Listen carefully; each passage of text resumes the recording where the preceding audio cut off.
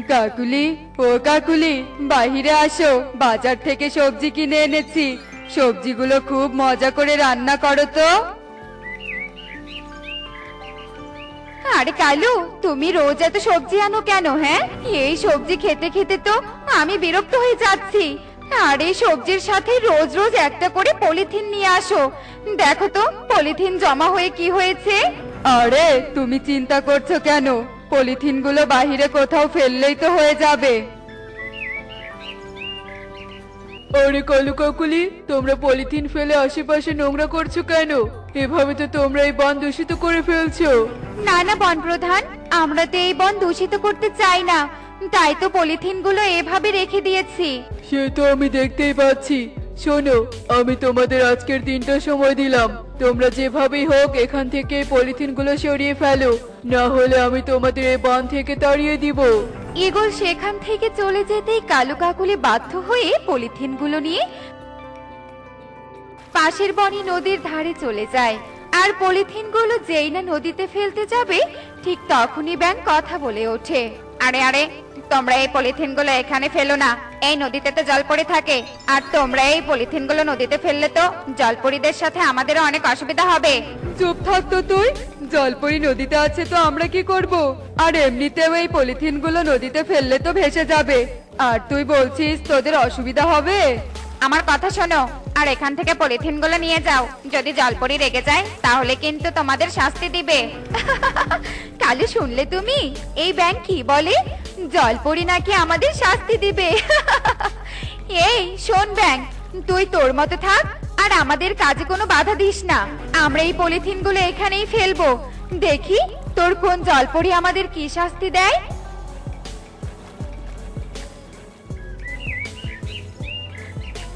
হে কি, নদীর এই অবস্থা কি করলো? আমার তো এখন সাঁতার কাটতে খুব অসুবিধা হচ্ছে। ব্যাঙ, তুমি তো এখানেই ছিলে। তুমি কি জানো কে এমন কাজ করেছে? এরপর ব্যাঙ জলপরীকে কালু কাকুলির সমস্ত কথা, ওই কালু কাকুলিকে আমি পরে দেখে নিব, কিন্তু এখন যে এই নদী পরিষ্কার করতে হবে, আর তা না হলে যে আমি এভাবে সাঁতার কাটতে পারবো না। আর এভাবে তো নদীর মাছগুলো মরে যাবে। ঠিক তখনই সেই পথ দিয়ে টোনাটুনি উড়ে যেতেই জলপরি তাদের দেখে ফেলে। এই যে একটু এদিকে আসো তো, আর এই পলিথিনগুলো সরাতে আমাকে একটু সাহায্য করো। এ কি জলপরি, তোমার নদী তো দেখছি পলিথিন দিয়ে নোংরা হয়ে গেছে। তুমি চিন্তা করো না, আমি আর টোনা এক্ষুনি এই পলিথিনগুলো পরিষ্কার করে দিচ্ছি। এরপর টোনাটুনি একটা করে পলিথিন নিয়ে নদীর কিনারে জমা করতে শুরু করে। তারা ধীরে ধীরে নদীটা পরিষ্কার করে ফেলে। তোমাদের অনেক ধন্যবাদ টোনাটুনি, কিন্তু তোমরা এই পথ দিয়ে কোথায় যাচ্ছিলে? আজ যদি তোমরা এই পথ দিয়ে না যেতে, তাহলে তো আমি সাহায্যের জন্য কাউকেই পেতাম না। আসলে আমরা থাকার জন্য একটা আশ্রয় খুঁজছিলাম, কোথায় যে যাব কিছুই বুঝতে পারছি না জলপরি। হে কি, তোমাদের থাকার জন্য কোনো ঘর নেই?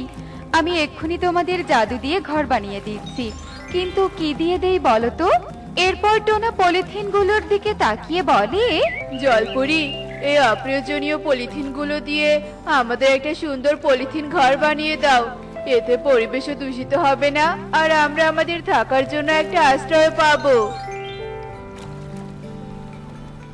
মাথায় অনেক বুদ্ধি। এই যে নাও তোমাদের পলিথিন ঘর। তোমরা আজ থেকে এই পলিথিন ঘরেই থাকবে। এরপর জলপরি সেখান থেকে চলে গেলে টোনাটুনি সেই পলিথিন ঘরে থাকতে শুরু করে। আর এভাবেই বেশ কিছুদিন কেটে যায়। এ কি কালু, তোমার তো শরীর দিন দিন আরো খারাপ করছে। এভাবে চললে আমি কিভাবে কি করব? এদিকে তোমার শরীর খারাপ, আর ওইদিকে বনপ্রধান যদি একবার এসে দেখে আমাদের বাড়ির সামনে আবার পলিথিন দিয়ে নোংরা করেছি, তাহলে তো বনপ্রধান আমাদের তাড়িয়ে দিবে। কাকুলি, মরে গেলাম কাকুলি। হুট করে যে এমন অসুখ চাপ দেবে তা আমি কখনো ভাবতেই পারিনি। কালু কাকুলি থাকতো কবুতর। কবুতর কালু কাকুলির বাড়ির সামনে এমন নোংরা দেখে বলে, এই কালো কাকলির জন্য তো দেখছি এখানে থাকাই মুশকিল হয়ে যাচ্ছে। এরা নিজেদের বাড়ির সাথে সাথে বনটাও নোংরা করে ফেলছে। না না, বন প্রধানকে গিয়ে বলে দিতে হবে। এ কথা বলেই কবুতর সোজা ঈগলের বাড়িতে চলে যায়। আর ঈগলের কাছে গিয়ে কালু কাকুলির নামে বিচার দেয়। কি ওই কালু কাকুলি আবারও বন নোংরা করছে? আমি না করে এলাম, তারপর ওরা আমার কথা শুনলো না। না, যা দেখছি এই কালু কাকুলি বনে পলিথিন ফেলা বন্ধ করবে না। তাই আপনি যত তাড়াতাড়ি সম্ভব ওদের বিরুদ্ধে কোনো ব্যবস্থা নিন। হ্যাঁ, একটা ব্যবস্থা নিতেই হবে। আর ওই কালু কাকুলিকে সময় দেওয়া যাবে না। একবার সময় দিয়ে আমি ভুল করেছিলাম। চল কবুতর, ওদের বাড়িতে যাই।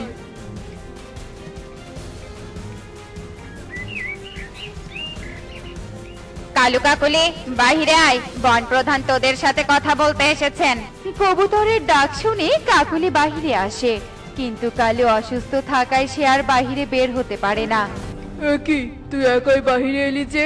কালু কোথায়? ওকেও বাহিরে আসতে বল। এরপর কাকুলি কালুর অসুস্থতার কথা ঈগলকে খুলে বলে। এটা তো হওয়ারই কথা ছিল কাকুলি। তোকে আগেই বলেছিলাম পরিবেশ দূষিত করিস না। এই পরিবেশ দূষণের কারণে কালু আজ অসুস্থ হয়ে গেছে। আর তোদের এখানে থাকতে দিলে তোরা আরো এই পরিবেশ দূষিত করবি। আর তখন বনের অন্য পাখিরা অসুস্থ হয়ে যাবে, যা আমি হতে দিতে পারি না। এখান থেকে চলে যা।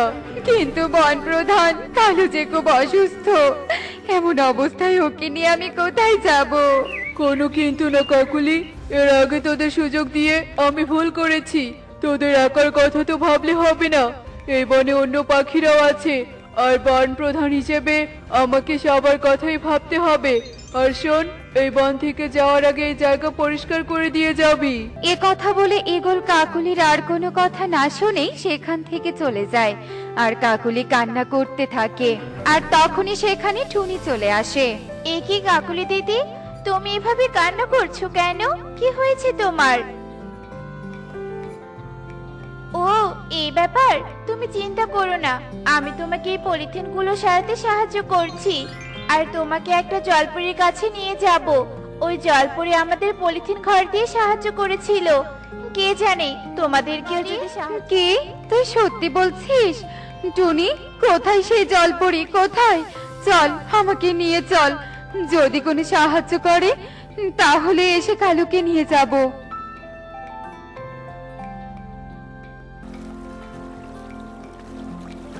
জলপরী, জলপরী, তুমি কি শুনতে পাচ্ছো? জলপরী। কি হয়েছে টুনি? হঠাৎ আমাকে ডাকছো কেন? আরে, এর কথাই তো আমাকে ব্যাঙ বলেছিল। টুনি, তুমি এই কাকুলিকে নিয়ে এখানে কেন এসেছো? এই কাকুলি আমার নদী নোংরা করে ফেলেছিল। আরে জলপরি, তার মানে ব্যাঙ ছিল? আমাকে আর কালুকে ক্ষমা করে দাও জলপরি। আমরা ভুল করেছি জলপরি।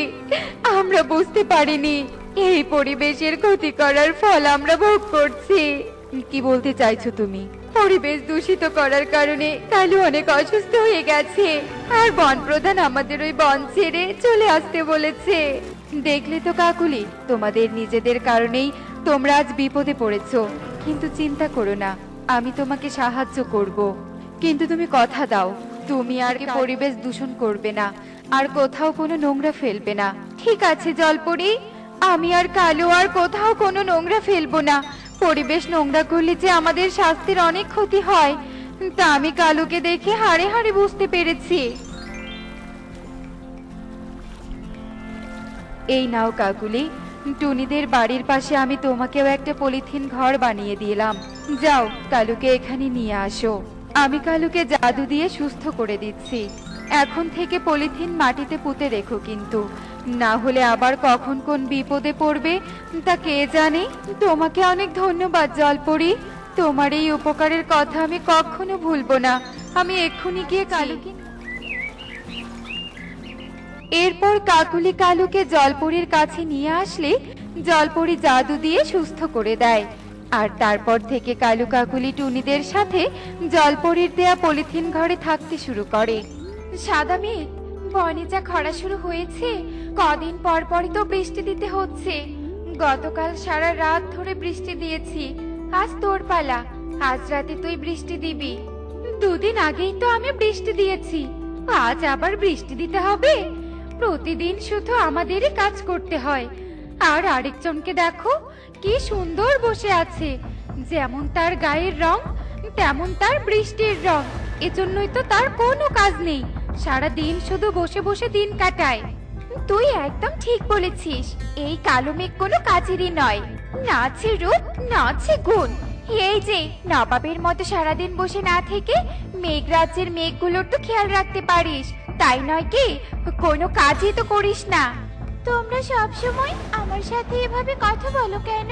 আমাকে বৃষ্টি রানী বৃষ্টি দিতে বলেনি দেখেই তো আমি বৃষ্টি দেই না। তাছাড়া আমি বৃষ্টি দেই না বলেই তো মেঘরাজ্যের কম বেশি সব কাজই করি। তাও তোমরা আমার সাথে এমন কেন করো? আমি কালো বলে? কাজ করে তো উদ্ধার করেছিস। তোর যে গায়ের রং, তোর সাথে তো করে না। তুই এই মেঘরাজ্যের একটি বোঝা, বুঝেছিস? তোর গায়ের রঙের মতো তোর সবকিছুই কুৎসিত। এর সাথে অযথা কথা বলে লাভ নেই। সাদা মেঘ, তুই আয় তো, বনে বৃষ্টি দিতে হবে। কালো মেঘের মতো তো আমরা গুণহীন নই। আমাদের বৃষ্টির রানী অনেক দায়িত্ব দিয়েছে। চল। এরপর তারা চলে যায় আর কালো মেঘ মন খারাপ করে কাঁদতে থাকে। টুনি, টুনি, কোথায় গেলে? ছাতাটা এনে দাও আমাকে, একটু জমিতে যেতে হবে। এই যে নাও তোমার ছাতা। তাই অসময় বৃষ্টির মধ্যে জমিতে কেন যাবে? জমির আল কাটতে হবে, তাছাড়া বৃষ্টির পানি জমিতে আটকে গেলে ফসলের ক্ষতি হবে, তাই জমিতে যেতে হবে। তুমি টুকিকে নিয়ে ঘরেই থেকো, আমি তাড়াতাড়ি ফিরে আসবো। আরে টোনা, রাতের বেলায় জমিতে কি করছো? জমিতে একটু কাজ করছি। তা বৃষ্টির মধ্যে জাল নিয়ে ছাতা মাথায় চললে কোথায়? বৃষ্টির মধ্যে পুকুরে ভালো মাছ পাওয়া যায়, তাই পুকুরে যাচ্ছি মাছ ধরতে। চলি গো, তুমি কাজ করো। এরপর কালু চলে যায় আর এদিকে টোনাও তার নিজের কাজ করতে থাকে। জানিস সোনালি মেঘ, আমার বৃষ্টিতে বনের পাখিরা অনেক খুশি ছিল। বৃষ্টিতে নিজেদের মতো আপন মনে কাজ করছিল। সবার খুশি দেখে আমারও খুব ভালো লেগেছে রে। আমারও ভালো লাগে যখন আমার বৃষ্টিতে সবাই আনন্দ করে। সত্যি, বৃষ্টি দিয়ে যখন আমরা বনের পাখিদের সাহায্য করতে পারি তখন খুব ভালো লাগে। সাদা মেঘ ও সোনালী মেঘ যখন এসব কথা বলছিল তখন কালো মেঘ এসব শুনে খুবই কষ্ট পায় আর সে কাঁদতে কাঁদতে সেখান থেকে চলে যায়। সত্যি তো আমি একটা গুণহীন মেঘ। বৃষ্টির রানী আমাকে এর জন্য কোনো দায়িত্ব দেয়নি। আমার গায়ের রঙের মতো আমার বৃষ্টিও কুৎসিত, তাই তো সেই বৃষ্টি কখনো কারো কাজে আসবে না। আর কেউ কখনো আমার প্রশংসাও করবে না। সবাই আমাকে শুধু অপমান করবে। তোর তোর তোর এই মানব গ্রামে আর থাকা যাবে না। এখানকার সবাই অনেক চালাক আর চতুর হয়ে গেছে। আমাকে আর কেউ ভয় পায় না, তাই আমাকে এখান থেকে চলে যেতে হবে। কিন্তু যাবোটা কোথায়? হ্যাঁ, পেয়েছি। নদী পেরিয়েই তো পক্ষীকুল, তবে আমি পক্ষীকুলেই যাবো। এই বলে ডাইনি পক্ষীকুলের উদ্দেশ্যে রওনা হয়ে পড়ে। এদিকে পক্ষীকুলের পাখিরা হেসে খেলে তাদের জীবন যাপন করছিল। প্রত্যেকেই যে যার নিজেদের কাজে ব্যস্ত ছিল। বাচ্চারাও নিজেদের মতো মাঠে আনন্দে খেলা করছিল, কিন্তু তাদের সকলের আনন্দ কিছুক্ষণের মধ্যেই বিলীন হয়ে যায়, কারণ বনে আগমন ঘটে এক ভয়ঙ্কর ডাইনির। পালাও, পালাও, পালাও! বনে এক ডাইনি প্রবেশ করেছে, পালাও, পালাও! ওরা পালিয়ে যাবে কোথায়? ঘরে ঢুকে নিজেদের ঘরের দরজা বন্ধ করলেই বেঁচে যাবে ভেবেছিস? মূর্খ, ওদের এই ছোট্ট কুঁড়ে ঘর আমি নিমিষের মধ্যেই ভেঙে ফেলতে পারি, তাই তোরা আমার হাত থেকে পালাতে পারবি না। ডাইনি পুরো বনে তাণ্ডব শুরু করে দেয়। সে বনের গাছ তুলে ফেলতে শুরু করে, বনের পাখিদের ঘর বাড়ি ভেঙে চুরমার করতে থাকে।